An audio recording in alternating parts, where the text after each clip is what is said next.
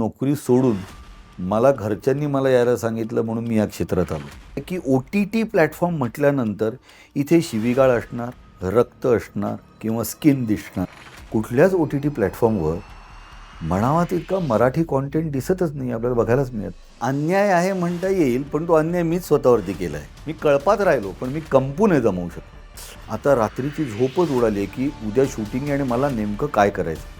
Award सेरेमनीमध्ये मी host करून लोकांचे awards declare केले, पण मला अवॉर्ड्स नाही मिळाले. आनंद हा पुन्हा मराठी रंगभूमीवरचा दुसरा प्रशांत दामले असं मला वाटतं.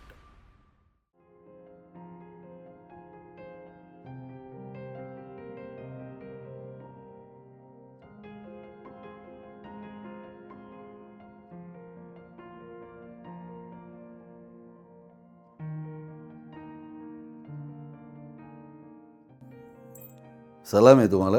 पहिल्याच प्रश्नात मला म्हणजे इतके माझे विलन तयार झालेले आहेत यामुळे की आत्तापर्यंत मी डहाणूकर कॉलेजमधला विद्यार्थी म्हणून डहाणूकरच्या सगळ्या प्राध्यापकांना आणि माझा अभिमान वाटायचा. त्या ह्या गोष्टीमुळे आता ना लोकांना कळायला लागलं आहे की आपण आपल्या काय म्हणतात त्याला पौगंडावस्थेत असताना, टीनेजमध्ये असताना आपण सगळेजणं थोड्याफार प्रमाणात कन्फ्यूज्ड असतो. तसं मी पण कन्फ्यूज्ड होतो किंवा काय करावं हे नेमकं कळत नसल्यामुळे सगळ्या गोष्टी आपण चाचपडून बघत असतो. त्यामुळे मी तेव्हा म्हणजे सुरुवातीला मला मिलिटरीत जायचं होतं म्हणून मी भोसला मिलिटरी स्कूल, NCC वगैरे हे केलं. मग आमचे एक स्नेही मिलिटरीत होते. त्यांनी सांगितलं की तुझ्यासारख्या माणसाला मिलिटरीत स्थान नाही आहे, कारण त्यांनी माझे हे सगळे किडे बघितलेले होते. सो मिलिटरीत तू येऊ नकोस असं त्यांनी मला स्पष्ट सांगितलं. मिलिटरीमध्ये चांगली माणसं हवी असतात वगैरे वगैरे. मग मला कमर्शियल आर्टिस्ट व्हायचं होतं, मला कार्टुनिस्ट व्हायचं होतं, मला कॅलिग्राफी करायची होती म्हणून मी JJ स्कूल ऑफ आर्ट्सला गेलो. तिकडनंही मी परत आलो आणि डहाणूकर कॉलेजमध्ये आलो. ओके. आता डहाणूकरमध्ये विश्वास सोनी नामक गुरुजी आम्हाला भेटले आणि विश्वास सोनीने मग आमच्या या सगळ्या किड्यांना एक काय म्हणू चॅनलाइज करण्याचा प्रयत्न केला. म्हणजे तोपर्यंत माझं वाचन होतं, मी खूप वाचायचो. तो विश्वास मला सांगायचा की वाचन चांगलं आहे हे योग्यच आहे, पण त्याचा वापर तू बोलताना किती करतोस किंवा तुझ्या डोक्यात एखादी कल्पना आली तर ती केवळ तुझ्या ग्रुपमधल्या सगळ्यांना हसवण्यासाठी करू नकोस. जसं डहाणूकरांच्या पुतळ्याच्या टोपीमधले धणे आणि त्यातून आलेली कोथिंबीर असेल, तर हे काय, हे फक्त तुझ्या आजूबाजूच्या मित्रमंडळींना हसवण्यासाठी पुरेसं आहे. पण ही जी कल्पना आहे त्याला काहीतरी मूर्त स्वरूप छान यायला पाहिजे, ज्याचा तुला पुढे आयुष्यात फायदा व्हायला पाहिजे, असं काहीतरी करायला लाग. आणि मग विश्वास सोनी आम्हाला वेगवेगळी नाटकं, मराठी, हिंदी, इंग्रजी नाटकं आम्हाला दाखवायला घेऊन जायला लागला.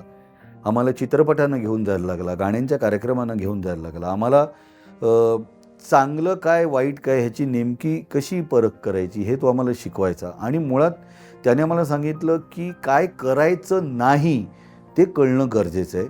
त्यासाठी काही नाटकं बघा असं आपल्याला करायचं नाही आहे, किंवा असे सिनेमे बघा असं आपल्याला आयुष्यात कधी काही करायचं नाही आहे, हे सुद्धा त्याने विश्वास सोनीने आम्हाला दाखवलं. सो जर त्या सगळ्यामध्ये विश्वास सोनीसारखा जर गुरु मिळाला नसता तर हा वाऱ्या प्यालेल्या वासरासारखा जो उंडारणारा होता पुष्कर श्रोत्री, तो कुठेही जाऊ शकला असता, काही करू शकला असता. कारण तेव्हा त्याच्याकडे काही मोटिव्ह नव्हतं, त्याच्याकडे काही ध्येयच नव्हतं. तेव्हा त्याला नेमकं काय करायचं हे माहीतच नसल्यामुळे तो काहीही करत होता आणि वाटेल ते करण्याकडे आणि वाटेल तसं वागण्याकडे त्याचा कल होता. सो माझ्या मते विश्वास सोनी इज द कल्प्रिट, की त्याने मला आज ह्या ठिकाणी आणलं आहे ना, त्याचं मेन कारण आहे विश्वास सोनी.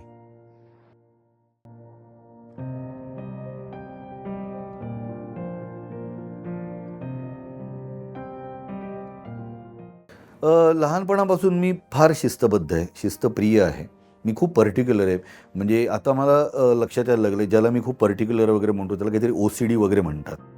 इतका मी पर्टिक्युलर आहे. मला टेबलवरती मोबाईल पण असा म्हणजे असा, परपेंडिक्युलर म्हणजे परपेंड, आणि माझाच नाही, माझ्याबरोबर कोण बसले असतील त्यांचा पण मोबाईल मी असा करून ॲडजस्ट करतो. इतका मला OCD आहे. तर मी शिस्तबद्ध आहे, शिस्तप्रिय आणि खूप पर्टिक्युलर आहे. सो कलाकाराने हे असं असणं गरजेचं आहे. आणि केवळ कलाकारानेच नाही तर आपण सगळ्यांनी आपल्यामध्ये एक शिस्त असली पाहिजे, एक सिस्टीम असली पाहिजे आणि ती आपण फॉलो करणं गरजेचं आहे. म्हणजे 2004 साली मी एका इंग्रजी नाटकात काम करत होतो, ज्याच्यासाठी मी लंडनमध्ये जवळजवळ 65 दिवस होतो. तोपर्यंत मी भारताबाहेर गेलो नव्हतो. तर तिथे गेल्यानंतर मी 65 दिवस जेव्हा तिथल्या लोकांना, तिथल्या सिस्टीमला, त्यांच्या शिस्तबद्ध वागण्याला मी जेव्हा ऑब्झर्व्ह करत होतो, तेव्हा असं मला वाटलं की हे आपल्यामध्ये पण यायला पाहिजे, हे आपल्याकडे पण यायला पाहिजे, हे आपल्या देशामध्ये सुद्धा यायला पाहिजे, असं तेव्हा वाटलं. कारण तिथे हॉर्न वाजवत नाही, तिथे रस्ता क्रॉस करत असताना सिग्नल फॉलो करतात वगैरे, ह्या गोष्टी आहेतच. पण तिथले मॅनर्स, तिथले एटिकेट्स हे सुद्धा आपल्याकडे प्रत्येकाला यायला पाहिजेत. म्हणजे केवळ कलाकार म्हणून नाही, तर माणूस म्हणून हे सगळे यायला पाहिजे. आणि याचं मुख्य कारण, मी समजा जर अभिनेता म्हणून आज एक नाटकाचा प्रयोग करत असेल, तर मी 3 तास फक्त अभिनेता आहे. उरलेले 21 तास हा मी माणूस आहे. जर मी आज शूटिंग करतोय, तर मी कॅमेरा ऑन झाल्यानंतर 3 तास कॅमेरासमोर अभिनय करतोय. पुन्हा 21 तास मी माणूस आहे. म्हणजे एका 7 हे प्रमाण आहे. म्हणजे मी जर 100% चांगला अभिनेता मला व्हायचं असेल, तर मला आधी 700% चांगला माणूस व्हायला पाहिजे. सो हे ते प्रमाण आहे, हे माझ्या तिथे लक्षात आलं. आणि त्यामुळे आजही जेव्हा असं माझ्या वस्तू घरातल्या असतील, माझ्या शूटिंगच्या ठिकाणी असतील, माझ्या प्रयोगाच्या ठिकाणी असतील, त्या वेळेत त्या ठिकाणी असणं, तिथे मला सापडणं, नाहीतर माझी चलबिचल होते, नाहीतर माझी चिडचिड होते. सो मी त्या बाबतीत खूप शिस्तबद्ध आहे, खूपच शिस्तबद्ध आहे. पण मला असं वाटतं की हे कलाकार म्हणून आहे. माणूस म्हणून सुद्धा आज मी जेव्हा बघतो की मी गाडी चालवतोय, तर मी सिग्नल लाईनच्या आधी गाडी थांबवलेली आहे. मी सीट बेल्ट लावलेला आहे, कारण मी सीट बेल्ट न लावता गाडी चालवूच शकत नाही.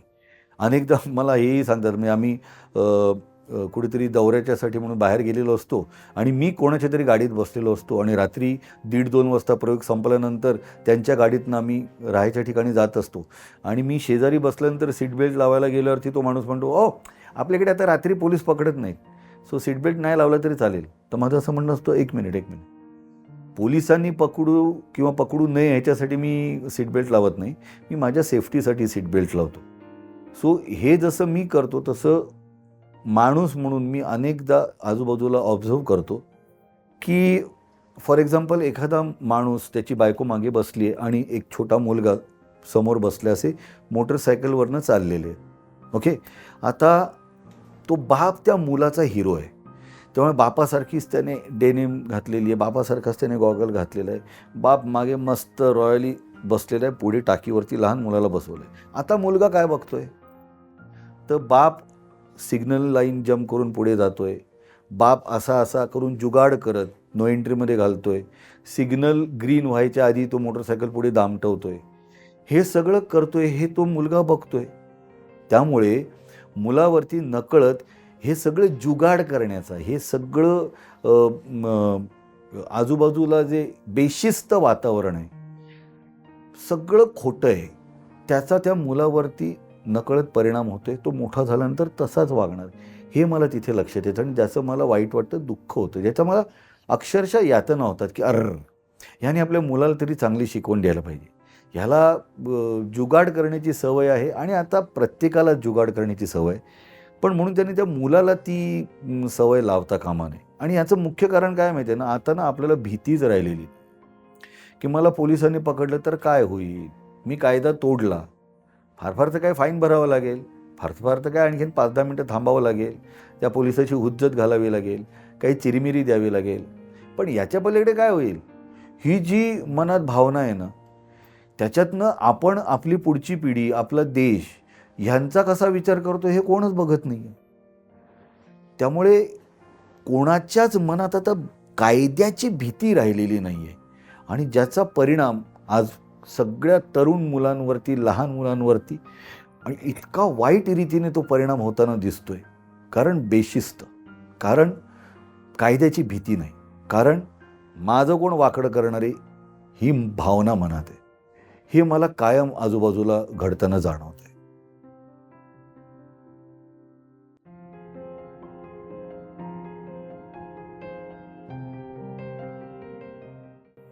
Of course anti hero. जेव्हा अभिजित पानसेने ती फिल्म ऑफर केली होती, तेव्हा त्यांनी मला अख्खं अख्खं स्क्रिप्ट वाचून दाखवलं आणि त्यानंतर स्क्रिप्ट ऐकल्यानंतर मी त्याला म्हटलं, ओके, आता आपण नावं कशी ट्विक करणार आहोत प्रदीप शर्मा आणि सचिन वाझे यांची. तो म्हणाला, नाही, आपण नावं तीच ठेवणार आहोत. म्हटलं, म्हणजे आपण ही नावं घेऊन करणार आहोत? तो म्हणाला, हो, मी त्यांची परवानगी घेतली आहे. प्रदीप शर्मा आणि सचिन वाझे यांच्या परवानगीने आपण ती नावं तशीच घेणार आहोत. तेव्हा मला थोडासा धक्का पण बसला होता आणि तेव्हा मला ह्याची पण जाणीव झाली होती की काहीतरी वेगळं आपण करतोय, पानसे काहीतरी वेगळं प्लॅन करतोय म्हणजे.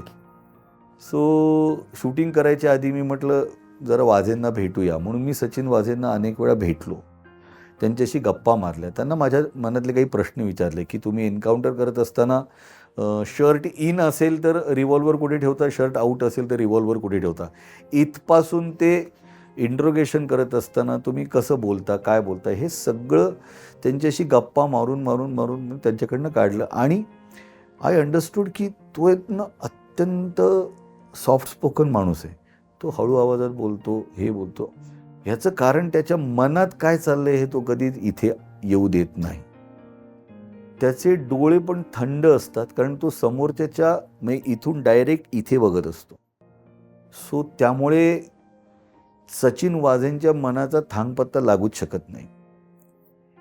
हे सगळं बघितल्यानंतर सचिन वाझेंची भूमिका मी केली, पण तेव्हा माझं असं म्हणणं होतं की त्यांनी हे जाहीरपणे कबूल केलेलं असल्यामुळे आणि कोर्टामध्ये ते प्रकरण असल्यामुळे आपण काही निकाल देऊ शकत नाही. पण त्यांनी असे काही प्रकार केलेले आहेत ज्याच्यामुळे त्यांना शिक्षा झालेली आहे, ज्याच्यामुळे आज ते जेलमध्ये. सो ते खरं खोटं आणि त्याचा न्यायनिवाडा कोर्ट करेल, पण माझ्या दृष्टीने तो माणूस हिरो नव्हता, माझ्या दृष्टीने तो माणूस अँटी हिरो होता. आणि त्याही पलीकडे त्या आरोह वेलणकरने म्हणजे जी भूमिका केली, त्या मुलाच्या आजूबाजूची संगत आणि त्याच्यामुळे त्याच्या आजूबाजूला निर्माण झालेली परिस्थिती. संगत ही तुमच्या आजूबाजूची परिस्थिती निर्माण करत असते. तुम्ही कोणाच्या सान्निध्यात आहात, तुमच्या नेहमीच्या उठण्या बसण्यातले मित्र कोण आहेत, तुम्ही कोणाबरोबर काय आणि कशाचं तुम्हाला फॅसिनेशन आहे, कशाने तुम्ही भारावून जाता, कशाने तुम्हाला आनंद होतो, कुठल्या गोष्टी कराव्यात, आपणही कराव्यात असं तुम्हाला वाटत असतं. हे जेव्हा त्या टीनेजमधल्या मुलांना कुठल्या कुठल्या गोष्टींचं आकर्षण आहे हे आईवडिलांनी पण लक्षात घेतलं पाहिजे. सो ते घेतलं गेलं नाही, म्हणून त्याच्यावरती ही रेगेवरती ही परिस्थिती येते. आणि त्याच्या आजूबाजूची परिस्थिती त्याच्या संगतीमुळे निर्माण झालेली आहे. सो पुन्हा एकदा टीनेजमधली तुमची संगत, तुमचं वाचन, तुमच्या आवडीनिवडी आणि तुम्हाला वाटत असलेलं आकर्षण, ह्याच्यातनं तुमचं भविष्य घडू शकतं किंवा बिघडू शकतं.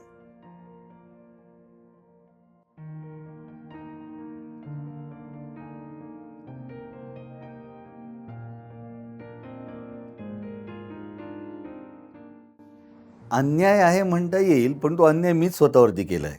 म्हणजे मला असं वाटतं की मीच स्वतःला लोकांसमोर योग्य पद्धतीने पोर्ट्रे केलेलं नाही आहे. म्हणजे रेगेमधली भूमिका ज्याच्यासाठी मला सहाय्यक अभिनेत्याचं पुरस्कार त्यावर्षी सगळीकडे मिळाला. पानसेला असं वाटत होतं की त्या वर्षीचं नॅशनल अवॉर्ड पण त्याच्यासाठी मला मिळेल. ते मिळालं नाही नॅशनल अवॉर्ड. त्यानंतर सिटिझन नावाची एक फिल्म केली, ज्याच्यामध्ये मी खरं तर एकच सीन केला होता, ज्याच्यासाठी म्हणून मला अवॉर्ड मिळाला. आणि हसवाफसवीसाठी मला अवॉर्ड मिळाला. पण अशी काही तुरळक मोजकी अवॉर्ड्स वगळता मला असं नॉमिनेशन अनेकदा मिळालं, पण मला अवॉर्ड्स नाही मिळाले. अवॉर्ड सेरेमनीमध्ये मी होस्ट करून लोकांचे अवॉर्ड्स डिक्लेअर केले, पण मला अवॉर्ड्स नाही मिळाले. आणि मला आज असं वाटतं की मीच स्वतःला योग्य पद्धतीने पोर्ट्रे केलं नसेल तर मला कसे अवॉर्ड मिळणार. म्हणजे रेगेसारखी भूमिका केल्यानंतर लोकांना परत वाटलं पाहिजे ना की ह्याला अशा प्रकारचे रोल आपण ऑफर करायला पाहिजे. तसे रोल ऑफर पण झाले नाहीत आणि तसे रोल मिळवण्यासाठी म्हणून मी स्वतःमध्ये पण काही बदल केले नाहीत. परत माझ्याकडे काही विनोदी स्वरूपाच्या भूमिका आल्या, मी त्याच करत गेलो.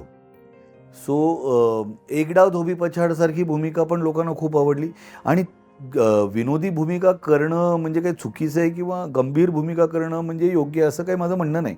पण अभिनेत्याने सर्व प्रकारच्या भूमिका केल्या पाहिजेत आणि जर मी स्वतःला अभिनेता म्हणत असेल तर त्याने लोकांना हसवलं पण पाहिजे, लोकांना अंतर्मुख पण केलं पाहिजे, लोकांना रडवलं पण पाहिजे. असं सगळं त्याला करता आलं पाहिजे अभिनेत्याला. पण दुर्दैवाने फारच मोजक्या भूमिका अशा आल्या माझ्याकडे, त्याच्यामध्ये माझा कस लागला. डोक्याला मुंग्या येणे किंवा आता रात्रीची झोपच उडाली आहे, की उद्या शूटिंग आहे आणि मला नेमकं काय करायचं आहे? अशी भावनाच आली नाही. जे आलं ते मी माझ्या पद्धतीने करत गेलो. मला आता काय करायचं आहे? मला जे करायचं आहे, मला जे करावंसं वाटतंय, ते मला जेव्हा लोकांसमोर आणायचं आहे, तर मग मला काय करावं लागेल? ते करण्यात मी अपयशी झालो. त्यामुळे कदाचित तशा प्रकारच्या भूमिका आल्या नाहीत आणि म्हणूनच अ, पुरस्कार वाटायला आले नाहीत, पण म्हणून काही तिरस्कारही वाटायला आले नाहीत. आनंद मिळाला. लोकांना आवडलं, केलेलं काम लोकांच्या पसंतीस पडलं, अमुक-तमुक.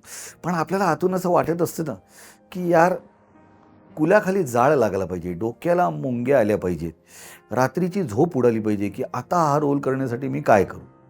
तर असं कोणीतरी ऑफर करायला पाहिजे.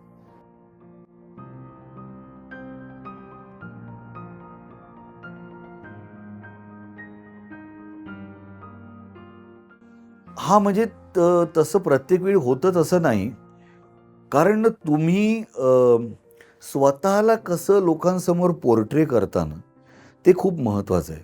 मग जर तुम्ही फक्त स्किट्स करत राहिलात, मग तुम्ही फक्त लोकांसमोर विनोदी भूमिकांमधूनच लोकांसमोर येत राहिलात, तर मग आणि लोकांना हे आवडतंय म्हटल्यानंतर निर्माते, लेखक, दिग्दर्शक पण तुमचा त्याच पद्धतीने विचार करतो.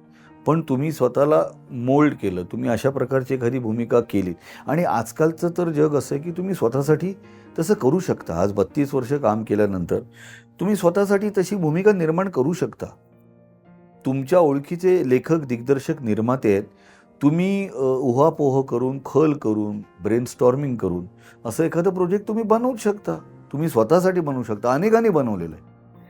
अनेकांनी हे करून सिद्ध करून दाखवलेलं आहे. फक्त माझ्याकडे ती कला नसल्यामुळे ते नाही का लोकांना एकत्र आणणं, मग हा फायनान्सर असेल, हा निर्माता असेल, हा दिग्दर्शक असेल, हा लेखक असेल आणि तुमच्यासाठी मी मेन ॲक्टर आहे. आता माझ्यासाठी प्रोजेक्ट बनवा. ही एक कला आहे. जी कला माझ्याकडे नसल्यामुळे कदाचित ते मला असे कंपू जमवणं मला जमलं नाही. कंपू जमवणं करेक्ट. मी कळपात राहिलो, पण मी कंपू नाही जमवू शकलो. एक विशिष्ट कंपू.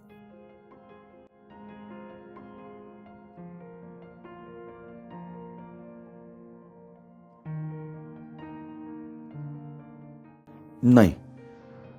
ह्याचं त्याची 2-3 कारणं आहेत. एक म्हणजे दिलीप प्रभावळकरांनी ज्या काळात हसवाफसवी केलं, त्या काळामध्ये असलेला मॉड मुलगा आणि मी केलेला मॉड मुलगा ह्याच्यामध्ये 20-22 वर्षांचं अंतर होतं. त्यांनी त्यांची जी जुळी बहीण दाखवली ती आणि मी जुळी बहीण दाखवली ती, ह्याच्यामध्ये फरक होता. तेव्हाचे प्रिन्स वांटूंग पिनपिन म्हणजे तिकडच्या साऊथ ईस्ट एशियामधल्या एका देशाचे राजकुमार. सो तो माणूस आणि आत्ताचा साऊथ ईस्ट एशियामधला एखादा जर राज्य किंवा देश आपण गृहीत धरला तर त्याचा अटायर, त्याची हेअरस्टाईल, त्याची हेअरडू आणि ते सगळ्या ह्याच्यात फरक असल्यामुळे दोन्हीमध्ये जमीन अस्मानाचा फरक होता. त्यात दिलीप प्रभावळकरांनी चिमणराव जो केला आहे, तो माझ्या मते आजतागायत कोणीही करू शकत नाही. कोणीच नाही. त्यांनी केलेला चिमणराव हा त्यांचाच चिमणराव आहे. मला मजा यायची कृष्णराव हेरंबकर करायला. मला मजा यायची नाना पुंजे करायला. याचं कारण माझ्या मते दिलीप प्रभावळकरांनी जेव्हा नाना पुंजे केला म्हणजे तो कोंबडीवाला, सो ते असे वाकून यायचे. याचं कारण दिलीप प्रभावळकरांची उंची खूप असल्यामुळे सगळ्या भूमिकेला त्यांची शारीरिक उंची तीच दिसू नये म्हणून त्यांनी थोडं बाक काढून असं पोक काढून असं तो चालत येतो असं दाखवलं. आता मी काय त्या उंचीचा नसल्यामुळे मी विचार केला की मी पण पोक काढून येईन, मी पण असं पाठीचा बाक करून येईन. पण का? कारण तो कोंबडीवाला आहे, तो त्याला सतत कोंबड्या पकडत राहाव्या लागतात. त्यामुळे कोंबड्या पकडत राहिल्यामुळे तो तसाच झाला आहे. सो ह्याचं लॉजिक, ह्याचं रिझनिंग मी असं केलं. पण दिलीप भैयांनी जे केलं होतं ना, त्याला तोड नाही आणि 750 प्रयोग करूनही त्याचा व्हिडिओ सगळीकडे बघायला अवेलेबल असूनही मी 350 प्रयोग केले आणि लोकांनी आजही लोक विचारतात की अजून हसवाफसवीचे प्रयोग व्हायला पाहिजेत. तो विचार चालू आहे, पण पुन्हा मला त्याच्यासाठी माझ्यावरती थोडी मेहनत घ्यावी लागेल आणि मगच आम्ही त्याचे प्रयोग करू. पण दिलीप भैयांनी जो हसवाफसवीचे जे 6 भूमिका केल्या आहेत त्याला तोड नाही, तोड नाही.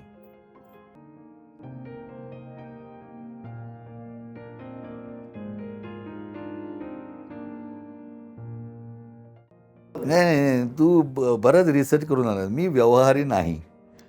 मी बिलकुल व्यवहारी नाही. कारण मी बँकेत नोकरी केली. आधी युनायटेड वेस्टर्न बँक म्हणजे आत्ताची IDBI, त्यानंतर सिटी बँकेसाठी सुद्धा मी नोकरी केली. सो हे सगळं करून नोकरी सोडून मला घरच्यांनी मला यायला सांगितलं म्हणून मी या क्षेत्रात आलो. पण ह्या क्षेत्रात आल्यानंतर ते नाही का असते की आपली एक विशिष्ट प्रकारची साठवण व्हायला पाहिजे. आपण एवढे इन्व्हेस्ट केले पाहिजेत, एवढे. मी त्या बाबतीत थोडा बेफिकीर आहे आणि थोडा भिडस्त पण आहे. मी केलेल्या कामाचे पैसे मागण्यासाठी सुद्धा मी बराचसा भिडस्त आहे. तो माझा स्वभाव नाही. मला असं वाटतं की त्याला वाटेल तेव्हा तो मला पैसे देईल, त्याच्याकडे पैसे आले की तो मला पैसे देईल आणि ह्याच्यात माझं नुकसानच खूप झालेलं आहे आणि अजूनही होतं आहे. कारण माझ्याकडे तो स्वभाव नाही. त्यामुळे ह्या क्षेत्रात काम करत असताना आणि बँकिंगमधनं या क्षेत्रात आलेलो असताना सुद्धा साठवण कशी करावी, योग्य ठिकाणी इन्व्हेस्ट कसे करावे, स्वतःकडे कधी कसा वेळ द्यावा, स्वतःसाठी कसा खर्च करावा, ह्याचं आजही मला ज्ञान नाही, ह्याची मला गती नाही आणि ते मला आजही समजत नाही. मला 4 लोक सांगतात तेव्हा माझ्या लक्षात येतं, अच्छा असं करायला पाहिजे आणि मग त्याप्रमाणे मी करतो. पण या बाबतीत मी व्यवहारी नाही आहे, बिलकुल नाही आहे, ऑनेस्टली स्पीकिंग. आणि ह्याच्यातून माझं आणि कदाचित पर्यायाने माझ्या फॅमिलीचं थोडंसं नुकसान होतं आहे, त्याला मी जबाबदार आहे. पण मी नाही आहे व्यवहारी. आता मला नाही कळत त्याला मी काय करणार.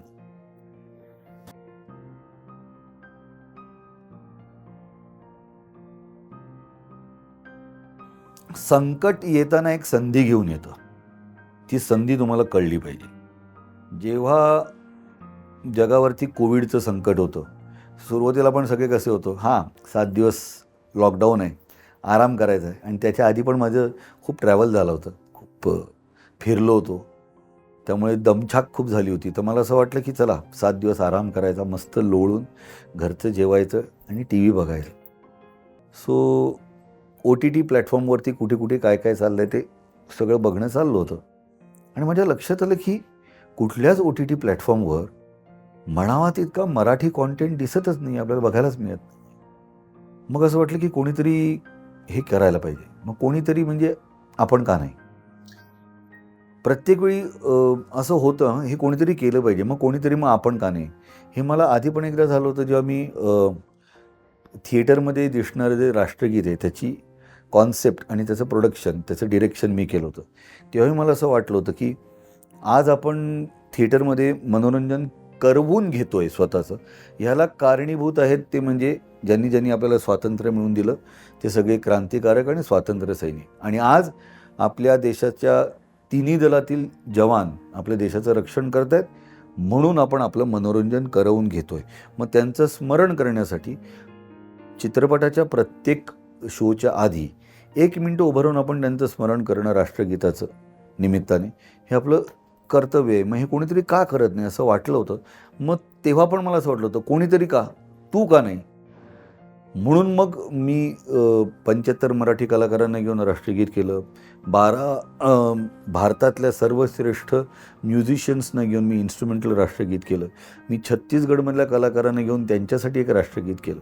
सो तेव्हाही मला तसंच वाटलं होतं, कोणीतरी का, तू का नाही. तसंच इथे मराठी कॉन्टेंट दिसत नाही तर कोणीतरी का, तू का नाही. म्हणून मग मी विनायक दापके, आदित्य ओक या माझ्या टेक्नोसॅव्ही मित्रांना फोन केला. त्यांना विचारलं की OTTची टेक्नॉलॉजी कशी असते, कोण मला समजावून सांगेल. मग आम्ही तिघांनी मिळून एक प्रोजेक्ट तयार केलं. मग आता हे कोणाकडे पिच करायचं. तेव्हा माझ्या डोळ्यासमोर एकच नाव होतं, ते म्हणजे अक्षय बर्दापूरकर.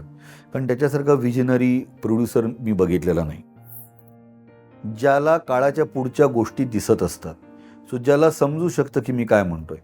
सो मी एके दिवशी त्याला फोन केला, त्याला सांगितलं अशी अशी माझी डोक्यात कल्पना आहे की आपल्याला एक मराठी OTT प्लॅटफॉर्म सुरू करायचा आहे.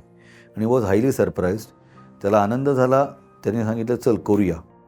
मग त्यासाठी काय काय करायचं. सो आम्ही लॉकडाऊनमध्ये झूम मीटिंगमधनं आम्ही या सगळ्या गोष्टी केल्या.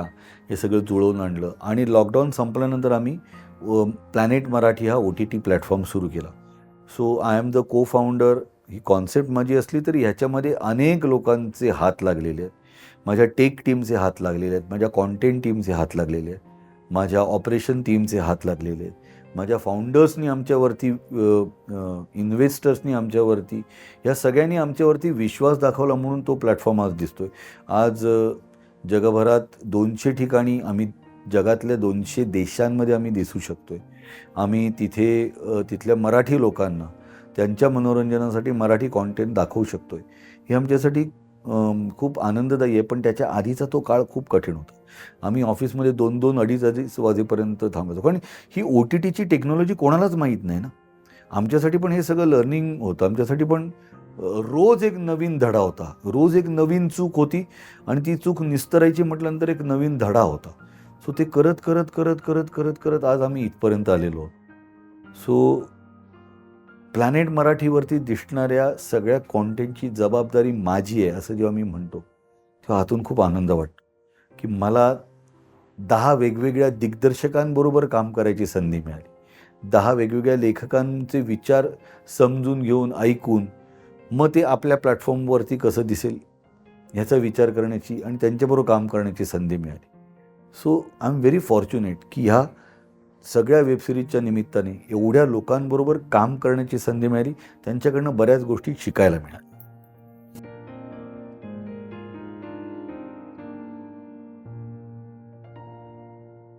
प्लॅनेट मराठीवरच्या अर्थात रानबाजार, सोपं नसतं काही आणि जॉबलेस, च्या व्यतिरिक्त मला बदलीसुद्धा खूप आवडली. पण साधारण त्याच विषयाची माझी फिल्म होती उबुंटू. सो ह्या 3 वेबसिरीज मला खूप आवडल्या होत्या. परीस ही वेबसिरीज मला खूप आवडली आणि परीस ही वेबसिरीज करणारी मुलं ही माझ्यासाठी खूप प्रॉमिसिंग मुलं आहेत, यंग मुलं आहेत सगळी.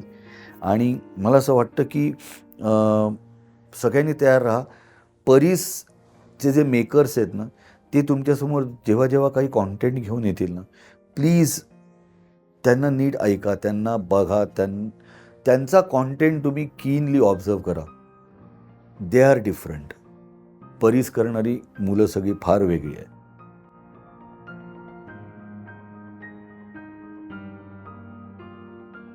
मला ना कायम असं वाटतं की माझे पाय मराठी रंगभूमीवरती सातत्याने लागले पाहिजेत. त्यामुळे मला दरवर्षी माझं एकतरी नाटक मराठी रंगभूमीवर असलंच पाहिजे या मताचा मी आहे. त्यामुळे 32 वर्षामध्ये मी सातत्याने मराठी नाटक करत राहिलो. म्हणजे माझा 50वा वाढदिवस साजरा कसा करायचा असा माझ्या मनात प्रश्न होता. आणि म्हटलं काय करता येईल. दारूच्या पार्ट्या तर सगळेच करतात वाढदिवसाच्या आणि दारू प्यायला आपल्याला काही कारण लागत नाही. तर आपण काहीतरी वेगळं केलं पाहिजे. म्हणून मग मी काय केलं, त्यावेळी माझी 3 नाटकं मराठी रंगभूमीवर चालू होती. एक म्हणजे आम्ही आणि आमचे बाप, ज्याच्यामध्ये अतुल परचुरे, अजित परब, आनंद इंगळे आणि मी, आम्ही पु ल देशपांडे आणि आचार्य अत्रे यांच्या सगळ्या वेगवेगळ्या कलाकृतींचा धांडोळा आम्ही लोकांसमोर मांडायचो. त्याचेही आम्ही जगभरात सगळीकडे प्रयोग केले होते. दुसरं अ परफेक्ट मर्डर हे सस्पेन्स थ्रिलर नाटक आणि तिसरं हसवापसवी असं चालू होतं. सो आम्ही काय केलं, सगळ्यांनी मिळून आम्ही दीनानाथ मंगेशकर नाट्यगृह पार्ल्यातलं अख्ख्या दिवसासाठी बुक केलं आणि सकाळी आम्ही आणि आमचे बापचा प्रयोग केला, दुपारी आम्ही अ परफेक्ट मर्डरचा प्रयोग केला आणि रात्री मी हसवाफसवीचा प्रयोग केला.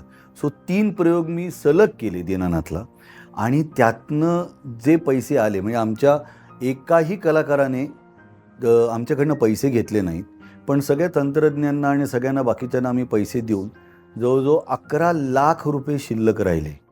ते 11 लाख रुपये आम्ही 3 संस्थांना देणगी स्वरूपात दिले. सो एक वृद्धाश्रमाला दिले, कोल्हापुरामध्ये चेतना नावाची दिव्यांग मुलांसाठीची एक संस्था आहे त्यांना दिले आणि सिग्नल शाळा ठाण्यात चालवतो भटू सावंत त्याला आम्ही दिले. सो असे मिळून 11 लाख रुपये त्यांना दिले. सो मला असं वाटतं की मराठी रंगभूमीने मला, तिथल्या रसिक प्रेक्षकांनी मला जे प्रेम दिलं आहे, त्यांनी मला आज जे माझं नाव मिळवून दिलं आहे, सो त्यांचं आपण काहीतरी देणं लागतो ना. सो म्हणून असा प्रयोग करून, आणि त्याला मी नाव ठेवलं होतं पुष्कर शो 3. सो 3 प्रयोग केले होते म्हणून पुष्कर शो 3 असं केलं त्याला पॅकेजिंग, आणि 3 प्रयोग करून दाणक्यात प्रयोग झाले.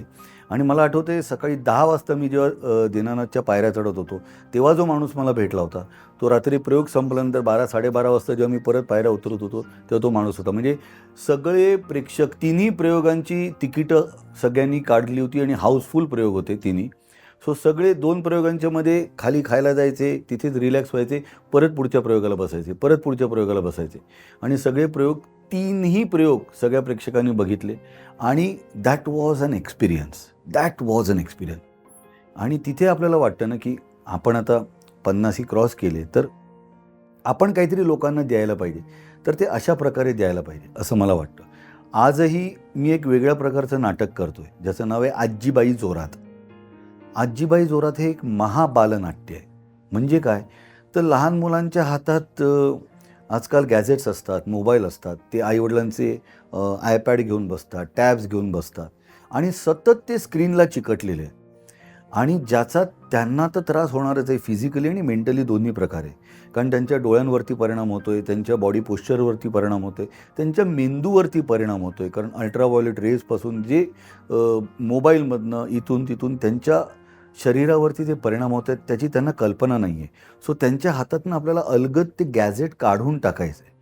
पण मग गॅजेट काढून टाकायचे तर मग त्यांना काय द्यायचं? त्यांना काहीतरी दिलं पाहिजे ना. सो त्यांना पुस्तक द्यायला पाहिजे. त्यांच्या हातात एक छान मराठी पुस्तक गेलं पाहिजे. ह्या विचारांनी क्षितिज पटवर्धन याने ते नाटक लिहिलं आहे. त्यांनीच ते डिरेक्ट केलेलं आहे. आणि एक वेगळा विषय घेऊन जरी ते बालनाट्य असलं तरी ते पालकांसाठी सुद्धा नाटक आहे. आणि त्याच्यात काही प्रीचिंग नाही, त्याच्यात काही शिकवण नाही, त्याच्यात काही असं वागा आणि असं करू नका वगैरे असं काही नाही. खेळीमेळीच्या वातावरणात ऑडियन्स इंटरॅक्शनमधनं मुलांना, आलेल्या प्रेक्षकांना, त्यांच्या पालकांना प्रश्न विचारून त्यातून नाटक पुढे जातं. सो अशा प्रकारे मराठी भाषेची गोडी लागेल, मराठी पुस्तकाची गोडी लागेल, असं ते महाबालनाट्य आम्ही करतो. सो अगेन, वेगळ्या प्रकारचे प्रयोग मराठी रंगभूमीवर सातत्याने होत असतील तर त्याच्यात माझा कुठेतरी सहभाग असला पाहिजे असं मला सातत्याने वाटतं. किंवा आम्ही सूर्याची पिल्ले सारखं नाटक आम्ही केलं, ज्याच्यात मला अतिशय कमीत कमी संवाद होते. पण तिथे पुन्हा एकदा डोक्याला मुंग्या होत्या, की जर मी स्टेजवरती उभा आहे, माझ्या आजूबाजूला नाट्य घडते, पण मला बोलायचं नाही आहे, तर मग माझी रिॲक्शन कशी असली पाहिजे, मग मी कसा रिॲक्ट व्हायला पाहिजे. सो सूर्याची पिल्ले हे नाटकसुद्धा माझ्यासाठी एक वेगळा एक्सपिरियन्स घेऊन आलं. आणि प्रेक्षकांनी ते नेमकं टिपलं, परीक्षकांनी, समीक्षकांनी ते नेमकं टिपलं, की रघुरायाची भूमिका करणारा पुष्कर शिरोत्री तिथे उभा आहे, पण कधीकधी कुठलीही रिॲक्शन न देणं ही सुद्धा एक प्रकारची रिॲक्शन असते. किंवा योग्य ठिकाणी समोरचा ॲक्टर काय बोलतोय, समोरचं पात्र काय बोलतोय, ते ऐकून तुमचे हावभाव, तुमची बॉडी लँग्वेज, तुमची रिॲक्शन ही खूप महत्त्वाची असते, जी सूर्याची पिल्लेच्या निमित्ताने मला करायला मिळाली. मला स्वतःमध्ये वेगळे बदल करून मला वेगळा पुष्कर शिरोत्री लोकांना दाखवण्याची संधी सूर्याची पिल्लेमुळे मला मिळाली.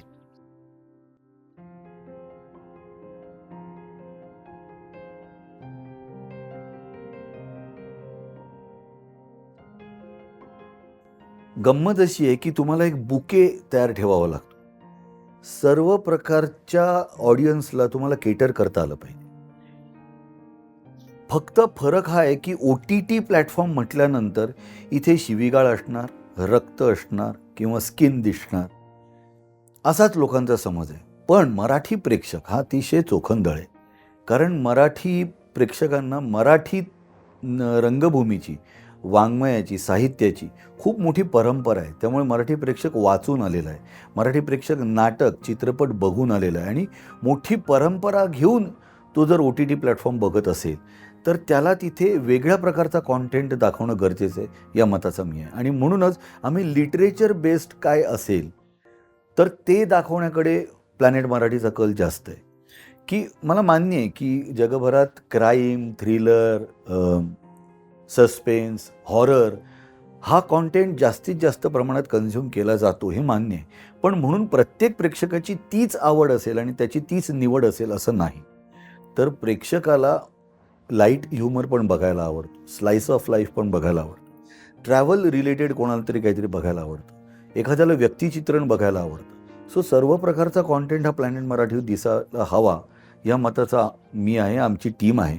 पण दुर्दैवाने लोकं घेऊन जे येतात ते तसंच काहीतरी घेऊन येतात, की आपण क्राईम घेऊन येतोय, आपण काहीतरी थ्रिलर घेऊन येतोय, आपण काहीतरी हे घेऊन येतोय, ह्याच्यात शिवीगाळ आहे. आणि मी त्यांना सांगतो प्लीज हे असं करू नका. आणि शिवाय इव्हन कास्टिंगमध्ये सुद्धा काय होतं, आपल्याला रोज भेटणारा प्रत्येक माणूस हा मराठीत असतो असं नाही, मुंबईत तर नसतोच. आपल्याला कधीतरी अमराठी माणूस आपल्याला रोजच्या जीवनात भेटतो. आपण त्याच्याशी काय फक्त मराठी बोलतो का? नाही. आपण त्याच्याशी हिंदीसुद्धा बोलतो. आपण त्याच्याशी इंग्रजीसुद्धा बोलतो. सो ह्याची प्लॅनेट मराठीच्या कुठल्याही कॉन्टेंटची मूळ भाषा, मुख्य भाषा ही मराठीच असली पाहिजे. पण एखादं अमराठी कॅरेक्टर असेल तर त्यासाठी अमराठी ॲक्टर्सना कास्ट करायला काय हरकत आहे? एका दिग्दर्शकाबरोबर माझं तर भांडण झालं होतं. कारण एक साऊथ इंडियन कॅरेक्टर आहे.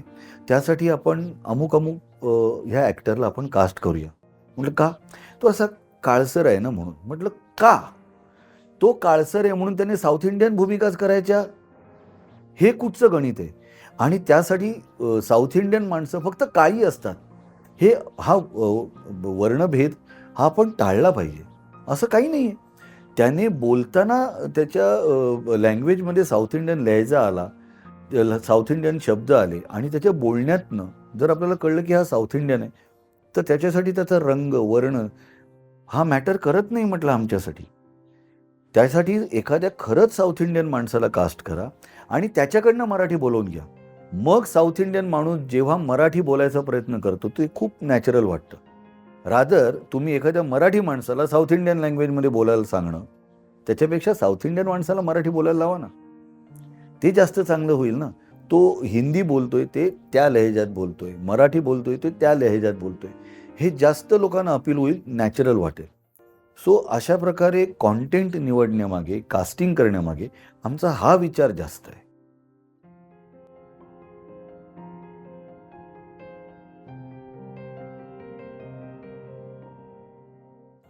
लहानपणापासून मला ना नक्कल करायची खूप आवड.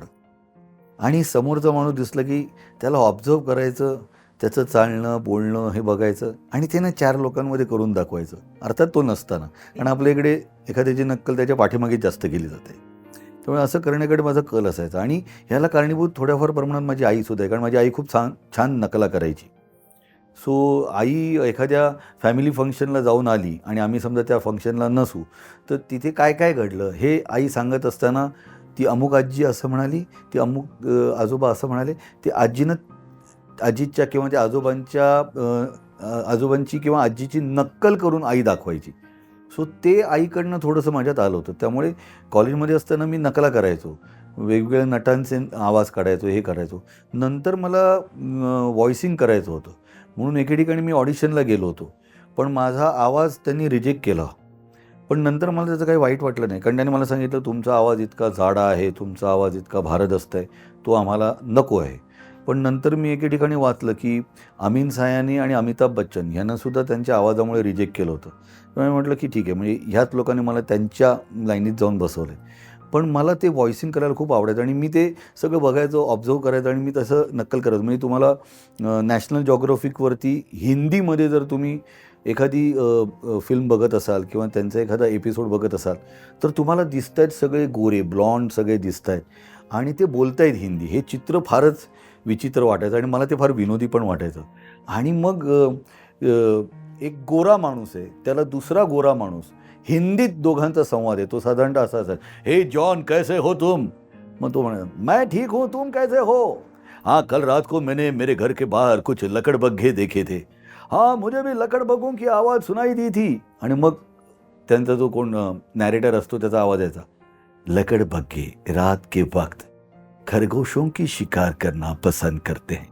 सो हे मला तेव्हा एवढं आवडायचं आणि ते विनोदी वाटायचं आणि मला असं वाटायचं आपण पण ह्याच्यात काहीतरी केलं पाहिजे. किंवा कार्टून फिल्म बघायचो आणि मला असं वाटायचं की आपण एखाद्या ॲनिमेशन फिल्मला आपण व्हॉइसिंग केलं पाहिजे. म्हणजे तेव्हा त्यावेळी मी डोनाल्ड डकचा आवाज काढायचो. हे सगळं तेव्हा करायचो मी. नंतर मग मला कोणी व्हॉइसिंगसाठी घेतलं नाही. पण मी वेगवेगळ्या नटांचे आणि यांचे आवाज काढायचो. ज्यांचा मी भक्त आहे, अमिताभ बच्चन, त्यांचं तर भक्त आहे आणि त्यांना तर मी इतका ऑब्झर्व्ह करतो अजूनही, की ते बसतात कसे, बोलतात कसे, ते समोरच्याला आदर कसे देतात, पासून ते म्हणजे त्यांच्याबरोबर काम करण्याची सुद्धा संधी मला मिळाली. आणि 1-2 शो मी होस्ट करत असताना तिकडे ते गेस्ट ऑफ ऑनर म्हणून आले होते. तेव्हाही त्यांच्याशी बोलण्याची संधी मला तेव्हा मिळाली होती. सो मी त्यांना पण खूप ऑब्झर्व्ह करतो. अर्थात त्यांचा आवाज काढायची परवानगी नाही आहे, कारण त्यांच्या आवाजाचं आता पेटंट आहे. पण मी इथे काढून दाखवतो. तुम्हाला पाहिजे तर ठेवा, नाही तर एडिट करा. पण मी त्यांचा भक्त आहे, कि हमारे सामने यहाँ पर जो बैठे हैं लोग, इन दर्शकों को मैं तहे दिल से शुक्रिया अदा करना चाहूँगा कि उन्होंने इतने साल मुझे इतना प्यार दिया है, इतना सम्मान दिया है, और मैं चाहता हूँ कि आज मैं जो भी कुछ हूँ, मैं इन दर्शकों की बदौलत हूँ, और ऐसा ही प्यार और सम्मान और स्नेह मुझ पर बरकरार रहे, बस. हे बच्चन साहेब मला खूप आवडतात.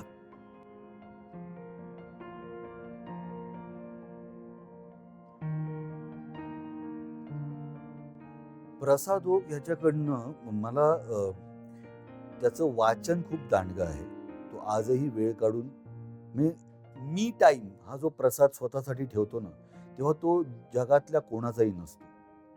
प्रसाद ओकचा जो मी टाईम आहे आणि त्या मी टाईमचा तो ज्या प्रकारे उपयोग करून घेतो ना, ते खरंच शिकण्यासारखं आहे आणि ते खरंच घेण्यासारखं आहे. आणि त्याचा मी प्रयत्न करतोय की तो वाचनावरती कॉन्सन्ट्रेट करतो, काहीतरी चांगलं बघण्यावरती कॉन्सन्ट्रेट करतो, आणि बाकीच्या सगळ्या ह्या ही ही हू या सगळ्या मजा मस्करी करण्यामध्ये पण तो असतो. पण त्यांनी स्वतःच्या अंगाला एक असा साबण लावलाय की त्यातनं तो सुळुक्क निघून जातो आणि तो स्वतःचा होतो आणि तो मी टाईमचा वापर स्वतःसाठी करतो. हे प्रसाद ओककडनं खरंच शिकण्यासारखं आहे. जितेंद्र जोशी सारखा कलंदर माणूस मी आयुष्यात बघितलेला नाही. म्हणजे कधी कधी मला त्याचा हेवा वाटतो की तो मनात आणल्यानंतर तो उठतो, गाडी काढतो आणि निघतो. मग मी त्याला फोन करतो, तर कुठे आहेस? तर जितेंद्र म्हणतो की अरे मी आता साताऱ्याच्या दिशेने निघालोय, साताऱ्यातल्या मित्राने माझा फोन घेतला तर मी साताऱ्यात जाईन, आणि नाही घेतला तर मग मी कोल्हापूरच्या दिशेने जाईन, कोल्हापुरातल्या मित्राने माझा फोन घेतला तर मी कोल्हापुरात जाईन, आणि त्यानेही घेतला नाही तर मग मी कोकणात जाईन. तर ना, त्याला जेव्हा जसं वाटतं तसं तो करू शकतो आणि तसं तो करतो. त्याचं हिंदी अप्रतिम आहे. त्याच्या मराठी हिंदी या 2 भाषांवरती इतकं छान प्रभुत्व आहे. त्याच्यात तो इतकं छान कविता करतो. सो मला त्याचा ह्या सगळ्या गुणांसाठी त्याचा हेवा वाटत असतो. सुबोध भावे ह्याचा मला हेवा नाही वाटत. मला त्याच्याकडनं अनेक गोष्टी शिकाव्याशा वाटतात. त्या म्हणजे पुन्हा सुबोध भावेने स्वतःसाठी काही प्रोजेक्ट्स तयार केले. संगत पुन्हा एकदा, की आपल्या आजूबाजूची माणसं अशी असली पाहिजेत ज्यांनी त्याच्यासाठी काही प्रोजेक्ट्स तयार केले पाहिजे. त्याच्याकडे पोटेन्शियल आहे, उत्तम पोटेन्शियल आहे. तो अप्रतिम अभिनेता आहे, तो देखणा आहे, तो राजबिंडा आहे, सगळं आहे. पण मग जर त्याच्या अनुषंगाने जर त्याच्यासाठी प्रोजेक्ट्स येत नसतील तर प्रोजेक्ट येण्यासाठी काय केलं पाहिजे, प्रोजेक्ट बांधण्यासाठी काय केलं पाहिजे, ते सगळं माउंट करण्यासाठी काय केलं पाहिजे, ते सुबोधने योग्य पद्धतीने केलं. ते शिकण्यासारखं आहे. त्याच्यासारखा सहज सुंदर अभिनय करता आला पाहिजे. तो अभिनय करतो असं वाटतच नाही. सो सुमित राघवन सारखा ऍक्टिंग मधला ईज, गाण्यातला ईज, त्याची गाण्याची आवड, त्याचं गाण्याचं कसब, त्याचं अभिनयाचं कसब, हॅट्स ऑफ. सो त्याच्यासारखा सहज सुंदर अभिनय करता आला पाहिजे, ऑनेस्टली.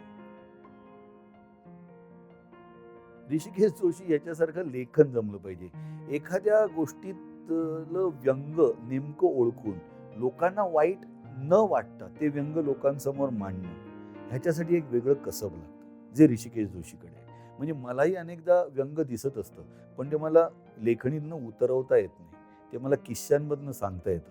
पण त्याचं छान मॉनिटायझेशन करण्यासाठी ऋषिकेश जोशीकडे ते कसब आहे. मॉनिटायझेशन हा शब्द मी अंडरलाईन करतो, की ते व्यंग दिसले ते चार चौघात हॅ हॅ करून गप्पांमध्ये सांगणं नाही, तर ते लेखणीतनं उतरवून त्याचं मॉनिटायझेशन कर, हे ऋषिकेश जोशीला जमलंय. आनंद इंगळे हा पुन्हा मराठी रंगभूमीवरचा दुसरा प्रशांत दामले असं मला वाटतं. जसं प्रशांत दामलेंनी त्यांचा एक प्रेक्षक वर्ग तयार केलेला आहे आणि प्रशांत दामलेंचं नाटक म्हटल्यानंतर लोक गर्दी करतातच आणि प्रशांत दामले लोकांचं इतकी वर्ष सातत्याने इतकं छान पद्धतीने मनोरंजन करतात. सो पुढच्या पिढीमधला कोण आहे तर तो आनंद इंगळे आहे. आमच्याकडचा आनंद इंगळे असा आहे ज्याच्यासाठी प्रेक्षक थिएटरमध्ये येतात, ज्याचं नाटक बघायला लोक येतात आणि नाटक बघायला जाणं म्हणजे वेळ आणि पैसा खर्च करून जाणं. सो नाटकाला येणारा प्रेक्षक हा तुमचा प्रेक्षक असतो. त्यांनी तुमच्यावर विश्वास टाकून वेळ खर्च केलेला असतो आणि तिकिटासाठी पैसे खर्च केलेले असतात. सो त्याचा योग्य मोबदला दिला तर तो प्रेक्षक पुन्हा तुमच्यासाठी येणार असतो थिएटरमध्ये. सो असा प्रेक्षक आनंद इंगळेने स्वतःसाठी तयार केला आहे. त्याच्यासारखा संयम, बाबा रे बाबा, अंकुश चौधरी खूप चिडला, असह्य झालं की त्याची शिवी असते ए बेवड्या. सो तो खूप कमी वेळा चिडतो, शक्यतो चिडतच नाही. चिडला तर तो शांत राहतो आणि तो स्वतःकडे, स्वतःच्या फिजिककडे, स्वतःच्या खाण्यापिण्याकडे योग्य पद्धतीने लक्ष देतो.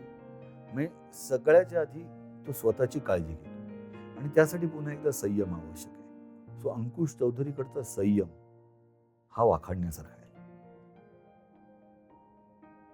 स्वप्नील जोशी हा जगन्मित्र आहे माझ्यासारखा, पण त्याला कोणाला कुठे नाही म्हणायचं, ती बॉर्डर कुठे आखायची हे स्वप्नील जोशीला योग्य पद्धतीने कळलेलं आहे की हा एक ह्या लाईनीच्या बाहेरचा माझा मित्र आहे, हा ह्या लाईनीच्या आतला आहे पण ह्या लाईनीच्या बाहेरचा आहे, हा ह्या लाईनीच्या बाहेरचा आहे पण ह्या लाईनीच्या आतला आहे.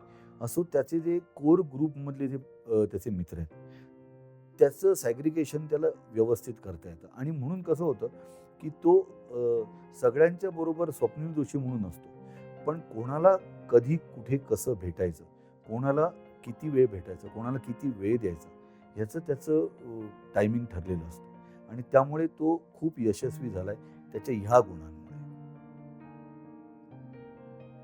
ह्याच्यासारखा साधेपणा, ह्याच्यासारखा खरेपणा हा खरंच प्रत्येकामध्ये यायला पाहिजे. तो इतका मोठा अभिनेता आहे, तो विनोदी भूमिका, गंभीर भूमिका इतक्या छान पद्धतीने करतो. तुम्ही प्लीज त्याचं अस्तित्व हे नाटक बघा, तुम्हाला एक वेगळा भरत जाधव दिसतो. सो तो इतका छान अभिनेता आहे पण तितकाच तो साधा आहे, तितकाच तो खरा माणूस आहे.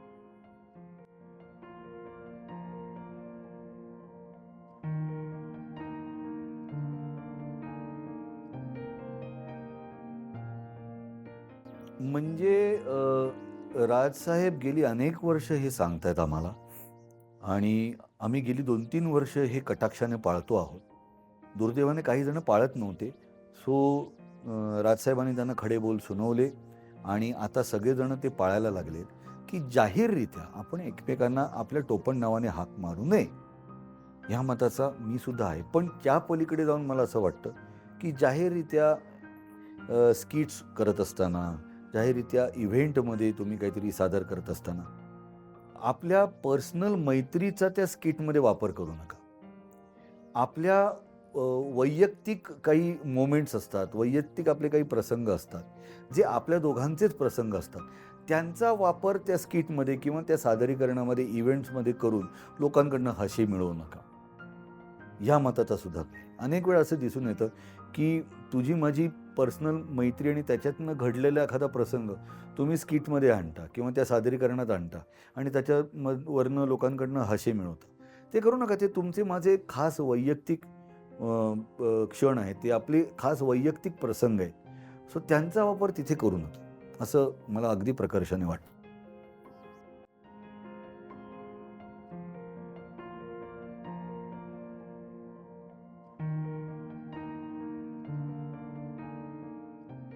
तो अजूनही तुम्हाला बघायला मिळायचा आहे.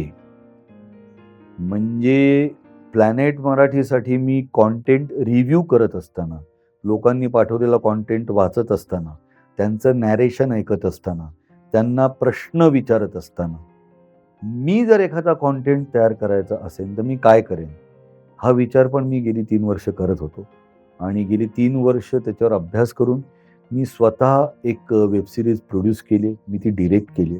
It's a mega web series जी अरुण ताम्हणकर यांच्या कुठे फिरविशी जगदीशा या कादंबरीवरती आधारित आहे. आणि आत्ता आम्ही फक्त एकच सीझन शूट केलेला आहे, जो 10 एपिसोड्सचा आहे आणि ती फक्त अर्धी कादंबरी आहे. पुन्हा हा कॉन्टेंट क्रिएट करत असताना दिग्दर्शक म्हणून आणि निर्माता म्हणून माझी झोप उडाली होती. डोक्याला मुंग्या, पुल्याखाली जाळ आणि ऊर धपापत असायचा सतत, की हे व्यवस्थित होतंय ना, हे चांगलं होतंय ना, चांगलं होण्यासाठी आणखीन काय करायला पाहिजे? हा सातत्याने विचार. आम्ही 8 महिने त्याचं प्री प्रोडक्शन केलं आणि त्याच्या आधी 2-1 वर्ष ती कादंबरी वाचून त्याच्यावरती काम करत होतो.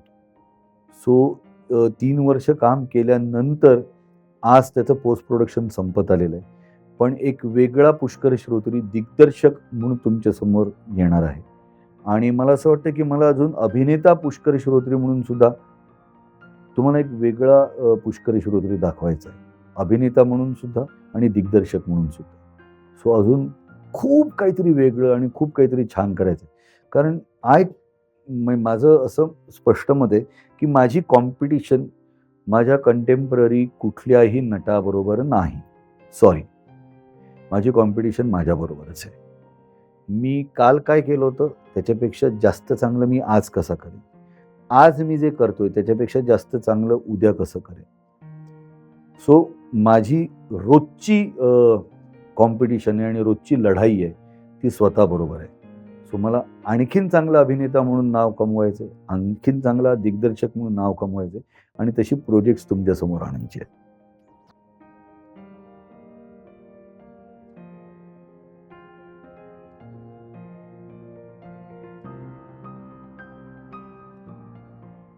हो, अजूनही कन्फ्युजन होतं. म्हणजे मला थोडंसं मागे जायला आवडेल. जेव्हा मी या क्षेत्रात नवीन होतो, तेव्हा मला रंगभूमीवरती अशोक सराफ, विजय केंकरे, विनय येडेकर, सुधीर जोशी, विक्रम गोखले, चंद्रकांत गोखले, दिलीप प्रभावळकर, वंदना गुप्ते यांच्याबरोबर काम करण्याची संधी मिळाली. त्यांच्याकडून काही शिकायला मिळालं. सिमिलरली तेव्हा मी टेलिव्हिजन करत होतो, तेव्हा देबू देवधर यांच्याकडे मी काम करत होतो आणि देबूदांकडे काम करत असताना माझं जेव्हा आज अभिनेता म्हणून आज माझा परडे लागणार नाहीये, तर मी नुसतं बसून करणार काय? सो मी काय करायचो, मी देबूदांना सांगितलं, "मी देबूदा तुमचा स्वयंघोषित असिस्टंट आहे." आणि मग तेव्हा माझ्याकडे पेंटॅक्स K1000चा कॅमेरा होता. माझा अत्यंत आवडता कॅमेरा. सो तो घेऊन मी सेटवरती फोटोग्राफी करायचो. सो एकदा देबूदांनी मला बघितलं आणि विचारलं, की "हा कोणाचा कॅमेरा आहे?" म्हटलं, "माझा आहे." "पकडून दाखव." तर मी असं पकडला. नाही पहिले ग्रिपवरनं कळतं रे, हा कॅमेरा तुझा आहे का नाही ते. सो ग्रिप बघून म्हणे, "हो, ओके. मग तू फोटो काढले असते मला प्रिंट मार आणि आणून दाखव." म्हणून मी त्यांना प्रिंट दाखवले. मग त्या सीरियलचे जे वर्किंग स्टिल्स होते ते देबूदांनी मला करायला दिले. तो वर्किंग स्टिल्स करायचो, कामही करायचो, त्यांना असिस्ट करायचो. मग एकदा देबूदा म्हणाले, "जा शॉट लाव जा." म्हटलं, "म्हणजे?" "नाही, हा सीन वाच आणि तू शॉट लावायचा आणि कॅमेरा प्लेसमेंट कशी असेल, काय असेल ते तू सांगायचं." आणि देबूदांचं म्हणणं होतं, की प्रॅक्टिकली कळलं पाहिजे, कॉन्टेंट कळलं पाहिजे. मग मी देबूदांना म्हटलं, "मला ट्रॅक टाकावासा वाटतोय." ट्रॅक टाकावासा वाटतोय नाही. ट्रॅक टाकायचा असेल, किती पीसचा ट्रॅक पाहिजे, आर्टिस्ट कुठून येणार, सगळं तूच करायचं. सो तिथून ते सगळं करत आलो आणि नंतर मग मी तेव्हा माझा तो कॅमेरा घेऊन सगळ्या सेटवर जायचो आणि सगळ्या सेटवर फोटोग्राफी करायचो. सो मला एकदा एकाने सांगितलं, "अरे बाबा, तू अभिनेता आहेस, मग अभिनेता म्हणून राहा ना. तू प्रत्येक सेटवरती काय कॅमेरा घेऊन येतोस आणि तुझं काम नसताना फोटोग्राफी करत बसतो." सो नंतर मग मी ते थोडं कमी केलं आणि तसं सेटवरचं माझं कामही वाढलं, म्हणूनही ते कमी झालं.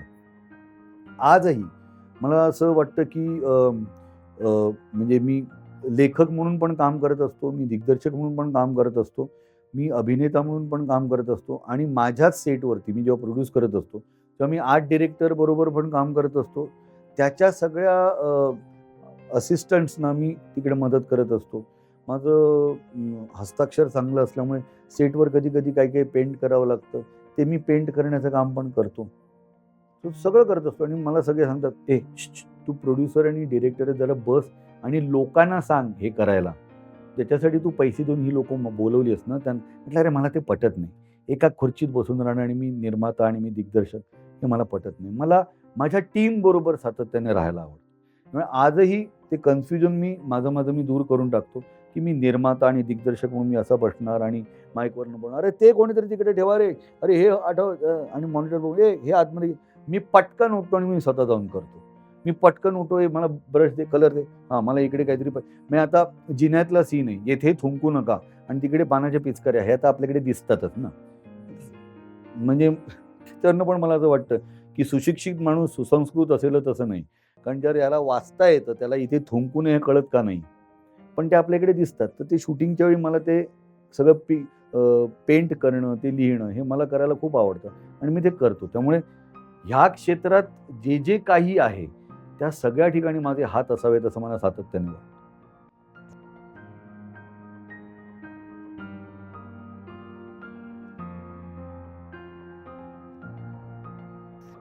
मलाही मलाही तुमच्या सगळ्यांबरोबर गप्पा मारायला खूप मजा आली. कारण असे काही मोजके क्षण असतात, जिथे तुम्ही कॅमेऱ्यासमोर असून सुद्धा तुम्ही पूर्ण उघडे-नागडे असता. तुम्ही स्वतःच्या मनातलं बोलू शकता आणि तुम्ही जे बोलताय ते ऐकणारे समोर असतील ना, तर त्या बोलण्याला महत्त्व असतं आणि ती बोलण्याची मजा तेव्हाच येऊ शकते आणि तो आजच्या दिवसाचा प्रसंग आहे असं मला